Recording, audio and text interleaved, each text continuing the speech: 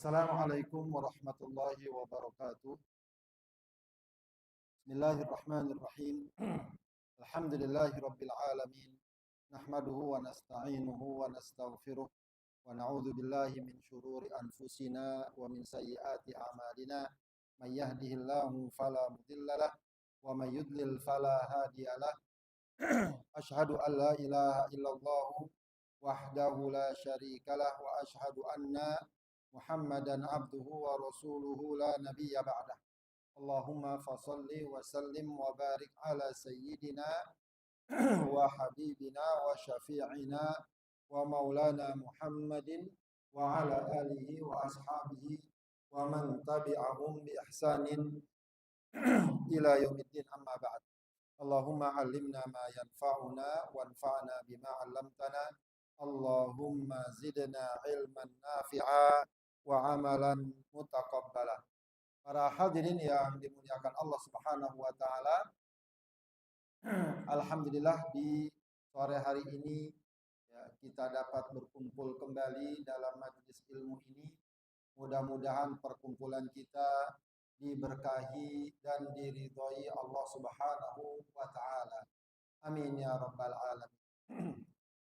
Baik, para hadirin, kita akan lanjutkan kajian kita membahas hadis-hadis yang terkandung dalam kitab Bulughul Maram, masih dalam kitabul buyu', ya, bab jual beli, ya, dan juga kemarin sudah kita singgung bab tentang gadai, ya, dan kita akan lanjutkan beberapa hadis yang terkait dan juga terkait dengan bab yang lain, ya. Baik, Bismillahirrahmanirrahim.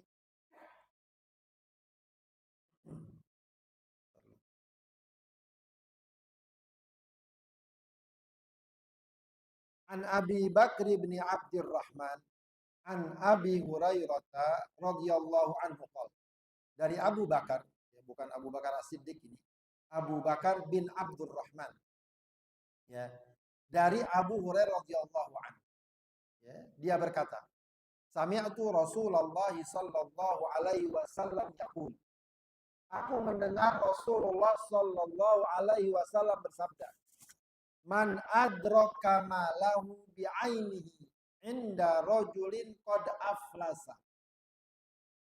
Siapa yang mendapati hartanya, zatnya, hartanya maksudnya bi'ainihi, ya, dengan zatnya, maksudnya hartanya yang berbentuk, apakah mungkin mobil, apakah mungkin HP, apakah mungkin meja, ya. Ada seseorang yang aflas, ada seorang yang bangkrut, fahuwa ahaqqu bihi min ghairihi, maka dia lebih berhak dari selainnya. Muttafaqun.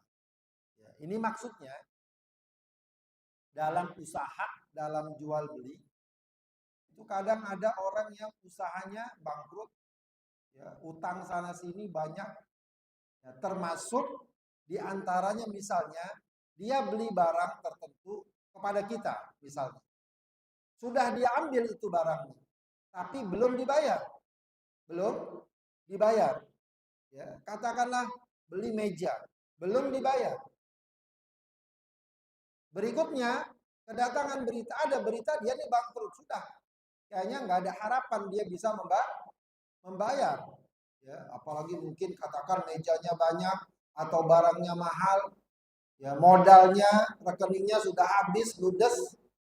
Nah, orang ini, pemilik meja tersebut, dia yang lebih berhak dari yang lain. Kalau barang itu masih ada. Nah, maka dikatakan bi'ainihi, barangnya, bendanya, zatnya masih ada. Maka pemilik dari barang tersebut dia yang paling berhak. Ya, dia yang paling berhak. Artinya bisa diambil lagi barang itu karena belum dibayar. Ya. Kalau sudah dibayar, ya jelas dia tidak berhak, pemiliknya. Bukan menjadi miliknya lagi, sudah menjadi milik orang tersebut. Ya, sebab bisa jadi, ya, orang ini karena bangkrut, Dia banyak hutang sana sini. Lalu orang-orang yang memberi utang kepada dia mungkin pengen mengambil sesuatu yang minimal, kalaupun belum dibayar semuanya, ya udah deh barangnya saya ambil, gitu ya, asetnya saya ambil. Tapi kalau ada aset yang atau barang yang jelas-jelas asalnya milik seseorang, maka orang itu yang lebih berhak. Orang itu yang lebih berhak. Muttafaqun alaih. Warahu Abu Dawud wa Malikun min riwayati Abi Bakar bin Abdurrahman mursalan bilafzi, ya, dan diriwayatkan dari Abu Dawud dan Malik, ya, dari riwayat Abu Bakar bin Abdurrahman juga, tapi mursal. Mursal itu riwayat yang hanya sampai ke sahabat, tidak kepada mursalan itu, ya, seorang tabi'in mengatakan ini dari Rasul tanpa menyebut nama sahabat, artinya dilengkap. Padahal tidak mungkin yang namanya tabi'in mendengar bahwa Rasulullah bersabda. Dia nggak mungkin, sebab dia tabi'in, nggak ketemu Rasulullah. Ya, mestinya kalau memang bersambung, dia sebut dulu dari sahabat. Dari sahabat siapa? Dari Rasulullah Shallallahu Alaihi Wasallam. Begitu ya. Sehingga hadis-hadis seperti ini kadang disebut sebagai hadis lemah, kecuali ya ada penguat dari hadis yang lain, dan tadi sebelumnya hadisnya muttafaq alaih, Bukhari Muslim, sehingga itu kuat ya. Makna kedua dari hadis ini, makna hadis kedua berikutnya itu juga semakna. Apa yang Rasulullah katakan? Ayyuma rajulin ba'amata fa'aflasal ladzi ta'u wa lam yaqdil ladzi ba'u min samani syai'an fawajada mata'u bi'aini fahuwa ahaqqu bihi. Ini lebih jelas. Siapa saja yang menjual satu barang, lalu pembelinya berikutnya dia bangkrut, ya, katakan menjual itu dengan sistem utang, ambil dulu barangnya, nanti dibayar kemudian sesuai kesepakatan. Katakan bulan depan, 2 bulan ke depan, ya bayar. Tapi walam yaqdil ladzi ba'ahu min samani syai'an. Ya. Apa namanya?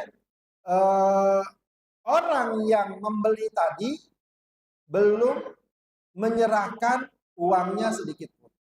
Belum menyerahkan. Ya. Fawajada ma'atau bi'ainihi. Ya. Nah, orang yang menjual tadi, yang menjual barang tadi, didapatkan barangnya tersebut, barangnya langsung didapatkan, barang dia memang, fahuwa ahaqqu bihi, maka dia yang lebih berhak terhadap barang tersebut. Ya. Wa in matal mushtari, tapi masalahnya sekarang pembelinya meninggal. Pembelinya meninggal. Ya. Maka bagaimana kedudukannya? Fasahibul mata'i uswatul ghurama. Maka pemilik barang tadi itu sejajar dengan, ya, para kreditur yang lain yang juga memberikan hutang kepada orang tadi. Ini juga masih dalam kasus atau kondisi apabila seseorang bangkrut, nggak punya uang lah, ya, nggak punya uang untuk membayar hutang-hutangnya, atau dengan kata lain uangnya lebih sedikit dari hutang yang dia tanggung, ya, usahanya bangkrut. Ya, maka dalam kondisi seperti itu, ya, kalau dia meninggal, ya, maka semua asetnya dijadikan satu, baik yang cash atau barang-barang tadi, ya, itu udah lagi nggak berhak. Oh, ini barang ini punya saya, itu udah nggak berhak. Kalau orangnya meninggal, maka barangnya dijadikan satu, baik yang cash, mobil, tanah, segala macam, dan semuanya, kalau itu menjadi harta dia, harta warisnya. Maka ahli warisnya harus ngurusin dulu utang-utang dari, ya, siapa yang meninggal tadi, apakah bapaknya, apakah ibunya, ya, apakah anaknya, kalau dia menjadi ahli waris. Maka diurusin dulu itu semua, utang-utangnya. Nah, Orang-orang yang memberikan hutang kepada dia, kedudukannya sama. Kedudukannya sama maksudnya nanti dibagi prosentasenya. Ya, misalnya, oh dia memberikan hutang 10 juta, dia 50 juta, dia 100 juta. Ya. Nah, berarti uang-uang tersebut kalau memang sudah bisa melunasi semuanya ya bagus. Tapi kalau nggak bisa juga, paling tidak prosentasenya disesuaikan. Misalnya hutang secara keseluruhan ada 100 juta, yang ada cuma 50 juta. Ya, maka dibagi dah tuh berapa persen untuk yang memberikan utang 100 juta, yang memberikan utang 2 juta, 10 juta, dan seterusnya. Ya, ini ya, misalnya ada aset tanah tadi atau kendaraan tadi, nggak bisa orang mengatakan itu kendaraan saya, dia yang berhak mengambil. Tidak, kalau orangnya sudah meninggal. Kalau orangnya belum meninggal, oke, sebagaimana Rasulullah katakan, huwa ahaqqu biha, dia lebih berhak. Oh, itu mobil dia, kemarin saya beli belum dibayar, silahkan diambil karena itu mobil dia. Tapi kalau orang sudah meninggal, tidak, semua harta yang ditinggal, baik yang cash atau aset atau benda tertentu, dikumpulkan jadi satu. Sebelum dibagi kepada ahli waris, selesaikan dulu hutang-hutangnya. Maka dalam Al-Quran, dalam surat An-Nisa ketika berbicara tentang ayat-ayat waris, itu selalu di akhir ayat ditekankan mim ba'di wasiyatin yusi biha audain. Setelah pelaksanaan wasiatnya ditunaikan dan juga hutangnya dilunasi. Ya, ini memang salah satu resiko yang cukup berat ya, khususnya bagi para pengusaha. Biasanya tidak mungkin lepas dari hutang. Ya. Ya, kalau usahanya lancar, maju, insya Allah gampang. Yang berat itu kalau usahanya bangkrut atau sedang kesulitan, biasanya hutang di sana sini. Ya. Nah, dalam kondisi seperti itu, ya, sebenarnya ada satu ajaran dalam fikih, itu namanya al-hajru. Al-hajar, orang itu dilarang ya mengelola dulu uangnya. Namanya tidak boleh, dia tidak punya hak tasarruf. Itu barang dia, tapi dia nggak boleh ya, memperjualbelikan atau mengusahakan atau memberikan kepada orang lain dan seterusnya. Sebab apa? Sebab di tangan dia uang itu, harta itu banyak hak orang lain. Ya, hak orang lain. Meskipun tentu masalah ini babnya yang menentukan adalah pengadilan atau penguasa atau pemerintah. Ya, seharusnya misalnya ada orang bangkrut, banyak orang yang telah menyimpan uang kepada dia, itu seharusnya ditahan dulu itu orang. Ya, sebab kalau dia dibiarkan terus mengelola uangnya, mungkin akan lebih banyak lagi korbannya. Berapa asetnya, berapa nasabah atau orang-orang yang terdampak, nah itu harus dikembalikan. Ya, dikembalikan dulu. Sebab kalau tidak, akan lebih banyak lagi orang yang bisa jadi terkena kerugian. Ya, di satu sisi ini memang memberikan pelajaran bagi kita untuk berhati-hati dalam masalah hutang. Ya, hutang memang bukan sesuatu yang celak dan aib. Tidak celak orang berhutang. Cuma yang harus dipikirkan tentu saja, pertama, berhutang untuk apa? Kalau sekedar untuk konsumtif, berfoya-foya atau bermewah-mewah, tidak layak dia berhutang. Ya, kalau memang sangat membutuhkan, memang sangat besar kebutuhannya, ya bagus berhutang itu. Ya. Tapi yang penting punya komitmen untuk melunasi. Ya, jangan sampai dibiarkan ya, atau kadang bahkan menghindar. Nah, itu yang tercela. Ya, dalam hadis banyak bagaimana berhutang ini merugikan orang kalau seandainya dia tidak punya komitmen. Ya, mestinya dia bisa melunasinya, namun dia tunda, dia menghindar dan seterusnya. Nah, itu yang berbahaya. Ya, lain halnya kalau betul-betul dia tidak mampu. Ya, itu lain lagi. Ya. Baik, kemudian Wa an Amr bin Syarid an abihi radhiyallahu anhu qala qala Rasulullah sallallahu alaihi wasallam. Dari Amr bin Syarid dari bapaknya radhiyallahu anhu dia berkata, Rasulullah SAW bersabda, layyul wajidi yuhillu irdahu wa uqubatahu. Rawahu Abu Daud wa Nasai wa 'allaqahu Al-Bukhari wa shahahu Ibnu Hibban. Layyul wajidi, layyu itu maksudnya artinya adalah at-taswif wal matal, ya. Menunda-nunda, ya. Mengulur-ngulur. Apa maksudnya? Mengulur-ngulur membayar utang. Seharusnya udah jatuh tempo. Ya, kalau orang dulu bilangnya apa istilah tarsok aja. Mana utangnya? Ditagih. Sampai kadang-kadang yang nagih yang malu. Ya, atau bahasanya yang sering dibilang apa? Galakan yang punya utang gitu. Kadang-kadang suka ada ungkapan kayak gitu. Ya. Udah jatuh tempo, seharusnya dia bayar.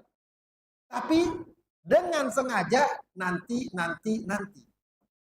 Layyul wajid, padahal al-wajid.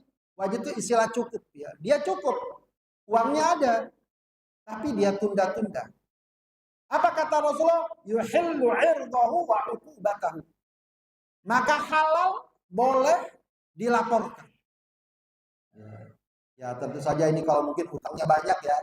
Kalau cuma utangnya 10.000, 20.000 ya nggak perlu repot-repot melaporkan ke pihak berwajib. Ya, boleh dilaporkan. Ya. Mungkin dari pelaporan yang ringan, apakah dilaporin ke pihak terkait, mungkin ke perusahaannya, mungkin ke orang tuanya, mungkin ke suaminya atau istrinya, atau lebih resmi lagi dilaporkan ke pengadilan, gitu ya. Kalau memang cukup besar dan dapat mengganggu kinerja dan semacamnya. Ya. Wa uqubatahu, bahkan bisa dihukum dia. Kalau dia punya hutang dan semestinya dia bisa bayar tapi dia tidak bayar. Ya, ngemplang lah istilahnya. Nah, ini dalam Islam memang sangat diperhatikan. Ya, hak-hak orang. Ya. Nah, terutama hak pemberi hutang.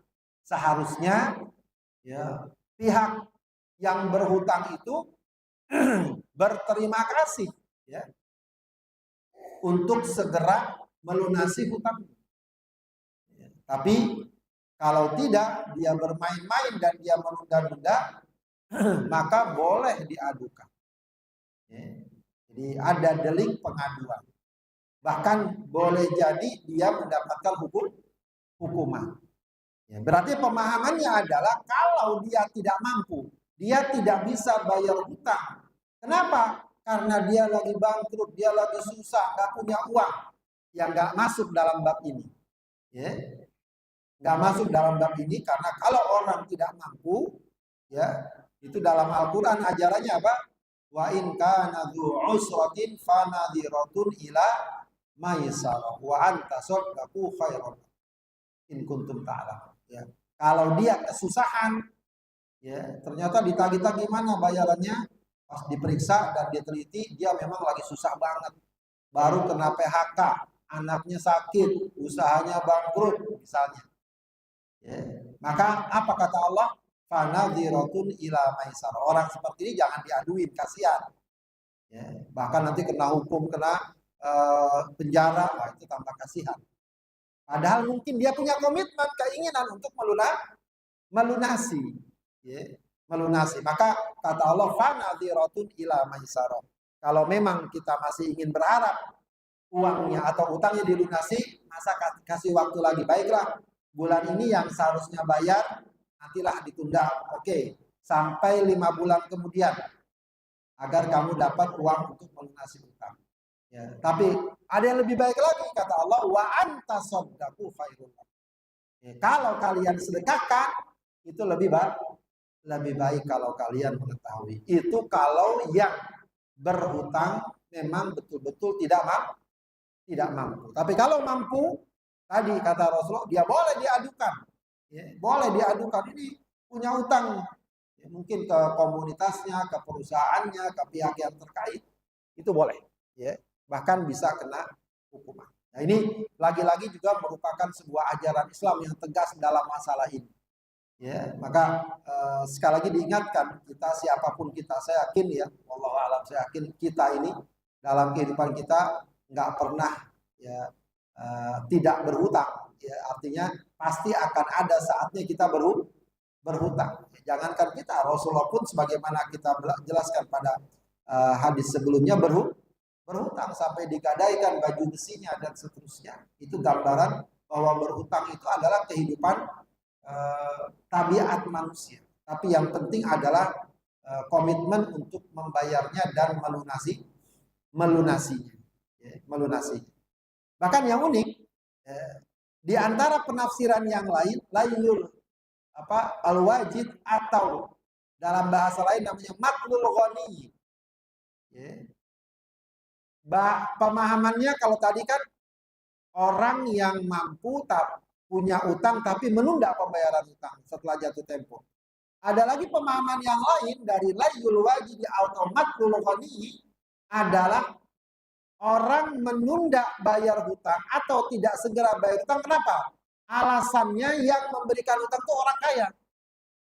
Paham nggak? Kadang-kadang ada orang merasa, nanti aja lah bayar hutang, dia juga nggak butuh banget.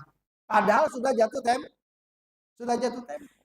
Itu pun tetap merupakan pelanggaran dan kezaliman. Kita katakan apa? Dia mah utangnya saya nggak bayar, nggak bakalan rugi, duitnya banyak. Gitu ya, simpanannya banyak, saya nggak bayar utangnya nggak masalah. Bermasalah itu, ya, tetap bermasalah selagi orang yang memberikan utang tidak menggugurkannya, Kadang mereka mungkin nggak butuh, nggak perlu, ada yang kayak gitu, ya. Tapi kita tetap bayar utang. Ya, saya kemarin baru melunasi selesai cicilan rumah, ya, karena dulu bangun pinjam pakai uang teman. Ya, jadi komitmennya saya ya bayar tiap bulan. Kadang-kadang suka nunggak juga karena nggak ada uang gitu kan. Beberapa bulan lalu, tapi alhamdulillah istri ketika bayar itu catat kirim ya, datanya lengkap ya. Pas selesai saya kasih ke orangnya. Dia malah agak kaget, masih ada memang utangnya. Saya nggak pernah lihat rekeningnya kan. Rekeningnya nggak pernah dia lihat ya. Saking banyak uangnya. Ya. Artinya kalau kita nggak bayar pun dia nggak tahu lagi. Tapi itu bukan alasan untuk tidak membayar hutang. Apalagi kalau sudah ditagih. Jadi hal-hal kayak gini memang sesuatu yang harus menjadi komitmen kita. Ya, jangan kita anggap remeh. Kadang-kadang kita anggap remeh karena nggak ada masalah, nggak ada delik hukum, nggak ada ini dan seterusnya. Akhirnya tanpa kita sadari ada hak orang lain, ada uang orang lain pada kita. Yang ngeri adalah kalau itu terbawa hingga mati, hingga meninggal dunia. Ya, sebab kalau sudah orang bawa utang, padahal sebenarnya dia mampu membayarnya, itu berat. Ya. Jangankan kita yang biasa-biasa saja. Sekelas mujahid, orang yang berjihad di jalan Allah, problem kalau hutangnya tidak dibayar. Jadi ada riwayat seorang sahabat bertanya, ya Rasulullah, kalau aku berjihad dan aku mati di jalan jihad, apakah dosa-dosaku akan diampuni? Kata Rasul, iya. Dosa-dosamu akan diampuni kalau kamu berjihad karena Allah. Kalau kamu benar-benar berjihad dan tidak lari dan kabur dari medan jihad. Ya, itu luar biasa. Ya, jihad di jalan Allah. Meninggal, mati syahid, kedudukan yang sangat tinggi. Tapi kemudian Rasulullah bilang apa? Illad dain. Kecuali kalau kamu masih punya utang. Ya. Kecuali kalau kamu meninggal, mati di jalan Allah, masih membawa hutang. Ya. Nah, itu beratnya. Ya. Berat. Maka harus betul-betul kita komitmen untuk itu. Ya. Baik, kemudian Wan Abi Sa'id Al-Khudri radhiyallahu anhu qala usiba rajulun fi ahdi Rasulillah sallallahu alaihi wasallam fi thimari beta'aha fakathura dainuhu. Ada seseorang pada masa Rasulullah SAW itu mengalami musibah lah ya. Pada masalah buah-buahan yang dia jual. Katakanlah dia berkebun, biasa dia jual hasil kebunnya, mungkin ada paceklik atau kena hama, pokoknya usahanya gagal. Ya. Tanam padi, kebanjiran misalnya. Akhirnya apa? Fakathura dainuhu. hutangnya jadi banyak, numpuk. Maka Rasulullah bersabda, tasaddaqu alaihi. Ini penting juga dibudayakan. Ada orang lagi bangkrut, lagi apa, ya, apalagi rakyat kecil, para UMKM segala macam. Maka melihat ada orang utangnya jadi banyak karena usahanya bangkrut, kata Rasulullah, tasaddaqu alaihi. Kalian bersedekahlah untuknya.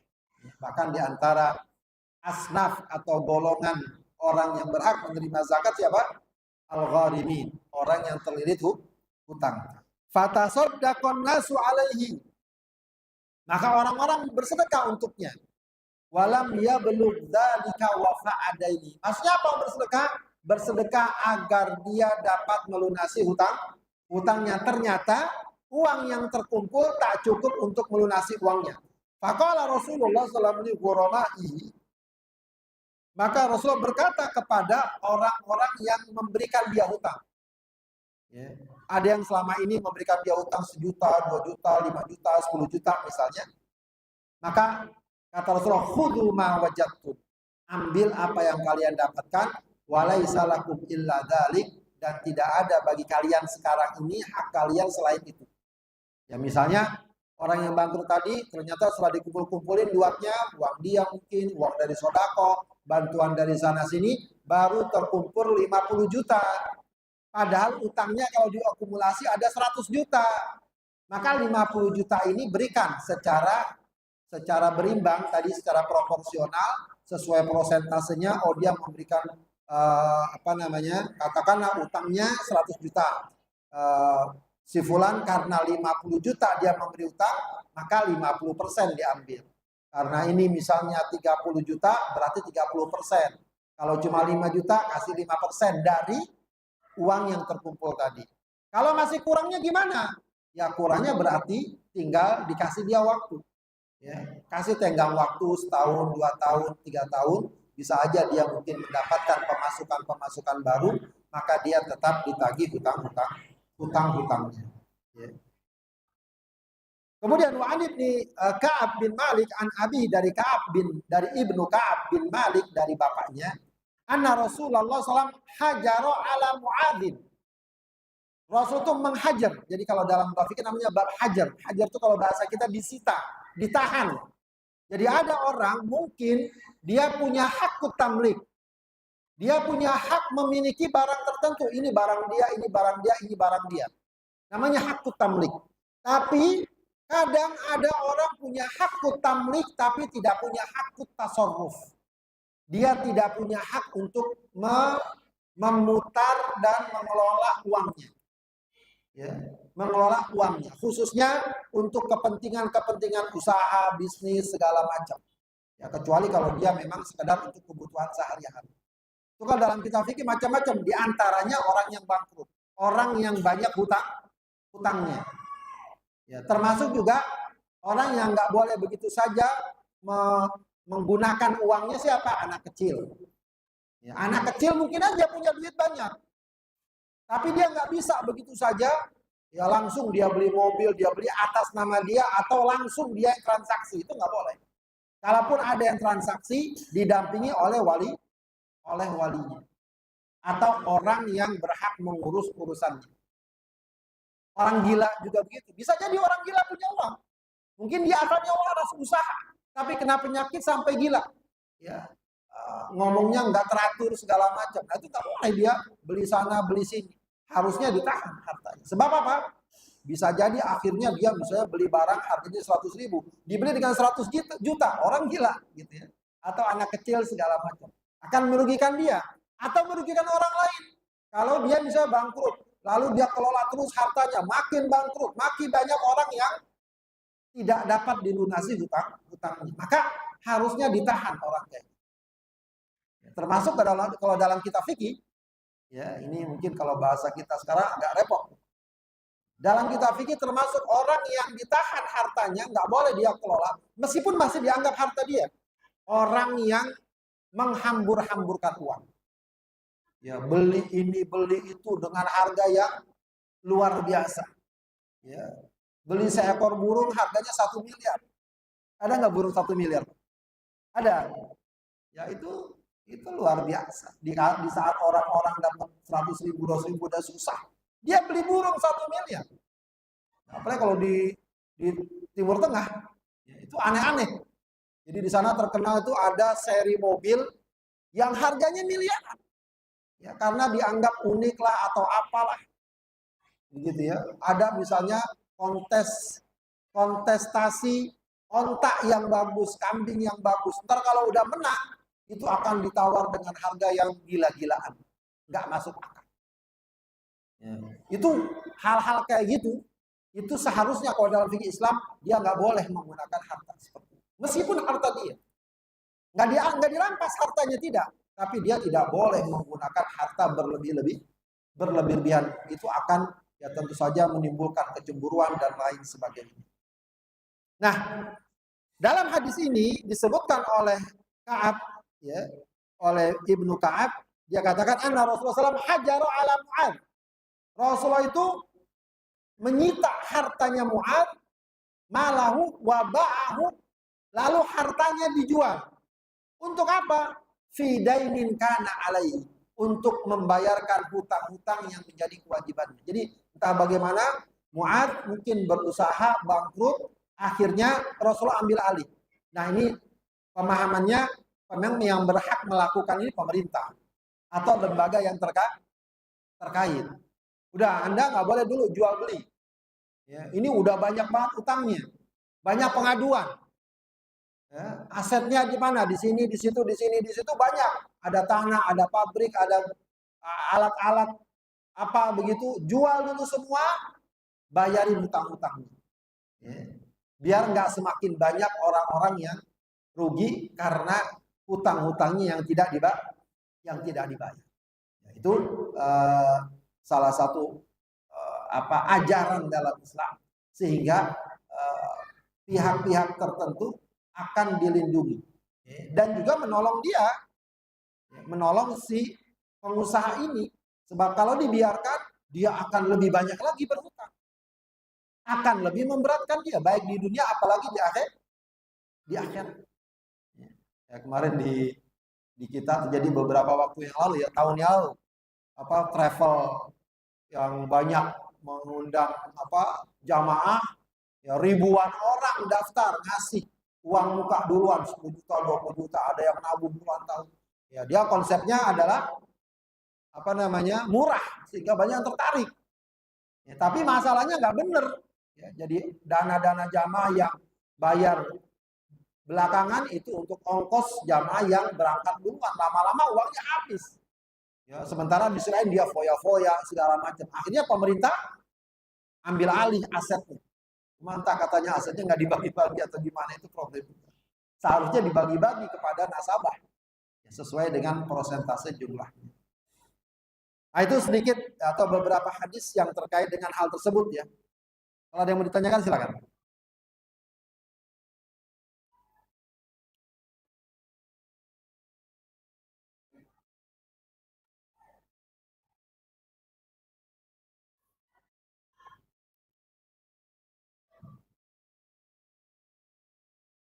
Assalamualaikum warahmatullahi wabarakatuh. Ya. Kenapa? Ya.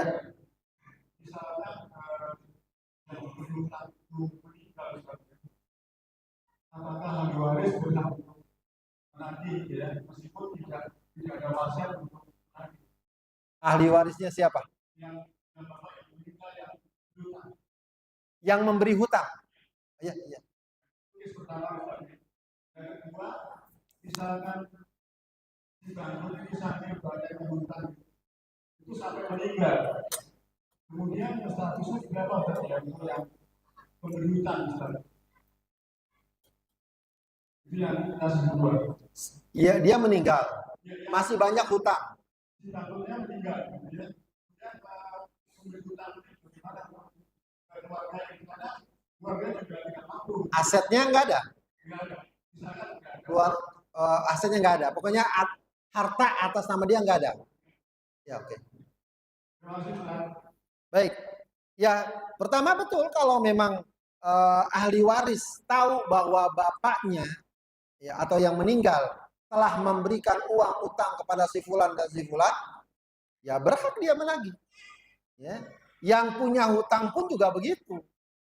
Jangan sampai dia merasa, oh orangnya udah meninggal, berarti saya lunas. Tidak. Ya.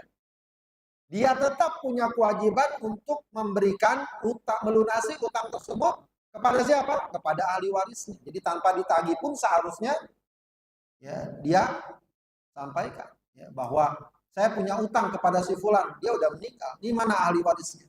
Nah, cuman ya, nanti tinggal harus diatur, jangan sampai diserahkan kepada satu orang, nanti dia sendiri yang makan. Ya, harusnya itu dimasukkan sebagai harta waris. Misalnya dia punya utang 100 juta, kasih 100 juta.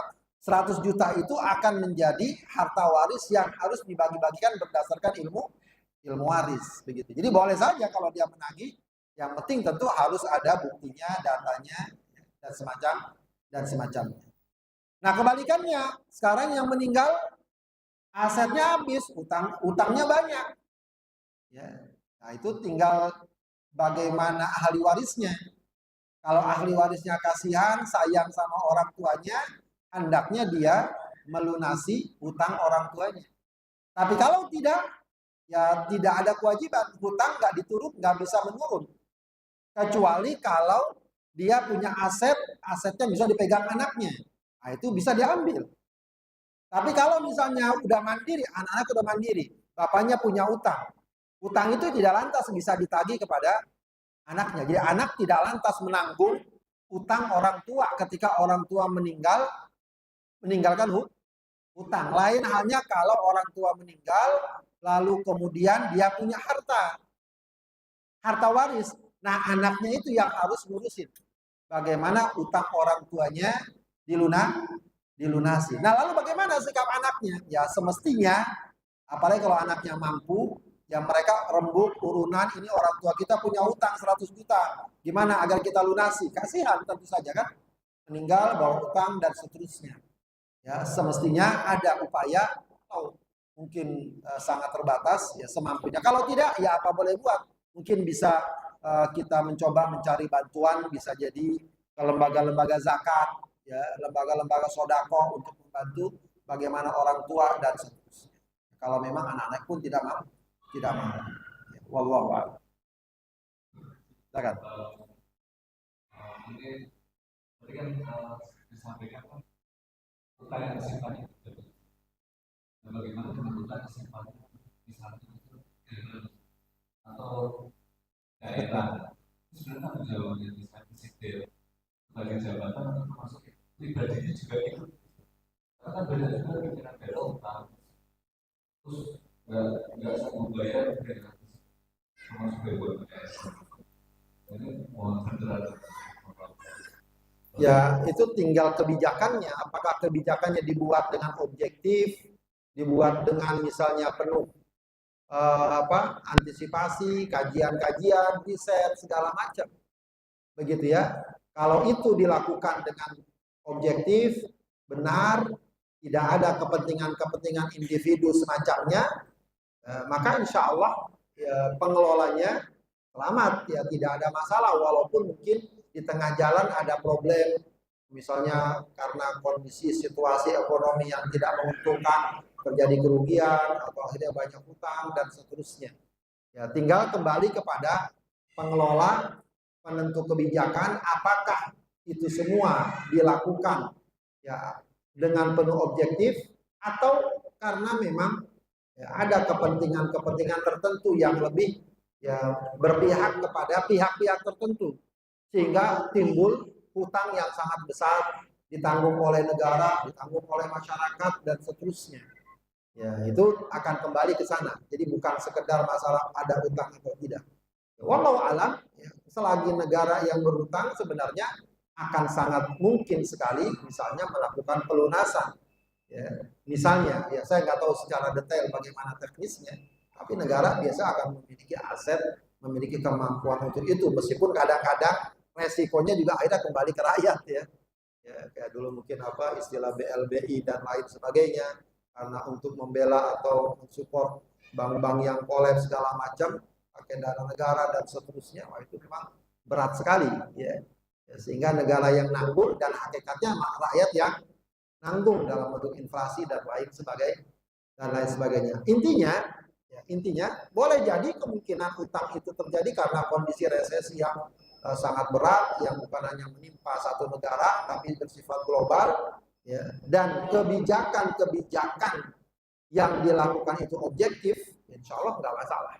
Tapi yang repot memang adalah kalau kebijakan itu ya lebih kepada semacam tendensi tertentu atau kepentingan tertentu, interest tertentu, itu yang bermasalah. Wallahu a'lam. Baik.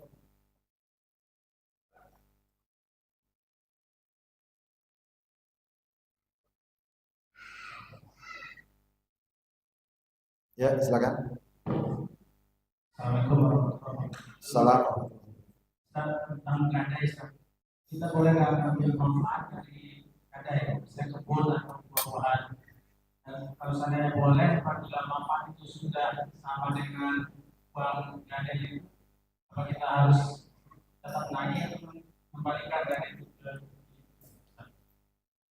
Baik, sudah kita singgung dalam pelajaran sebelumnya bahwa memanfaatkan barang gadai yang secara komersil atau keuntungan sebagai sebuah keuntungan itu tidak dibolehkan, karena itu masuk dalam bab Dalam bab mengambil manfaat dari hutang yang kita beri. Tapi kalau kita manfaatkan wajar saja, apalagi kemudian diizinkan, misalnya gadainya rumah, lalu misalnya ya sudah, daripada rumah itu kosong nggak apa-apa, tinggalin, ya tinggal nanti dibersihkan, dijaga dan seterusnya, itu wajar. Tapi kalau misalnya yang digadaikan kendaraan, lalu dia pakai buat narik online segala macam, itu tak boleh.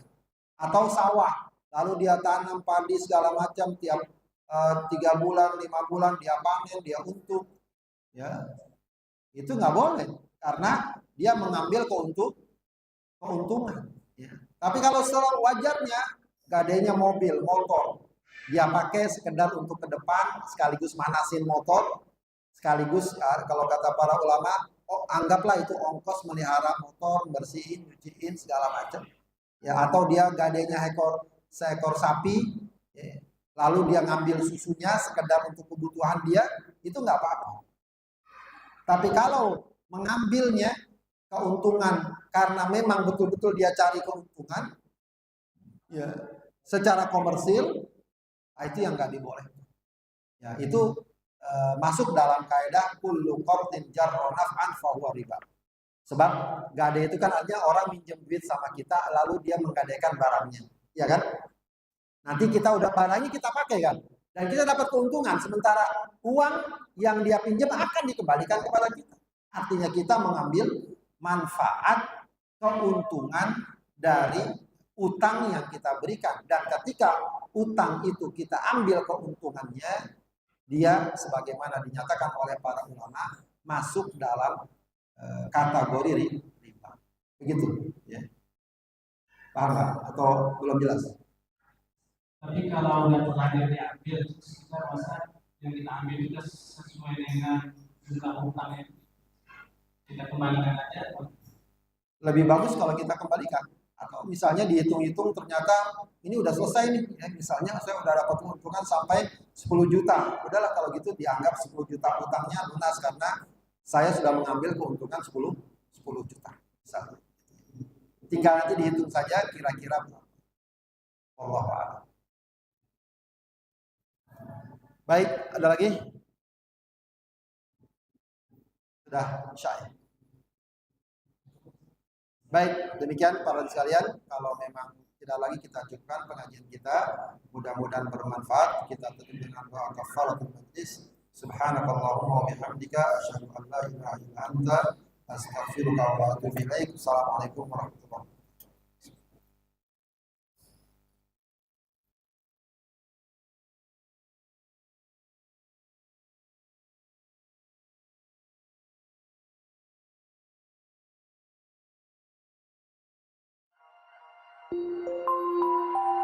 Thank you.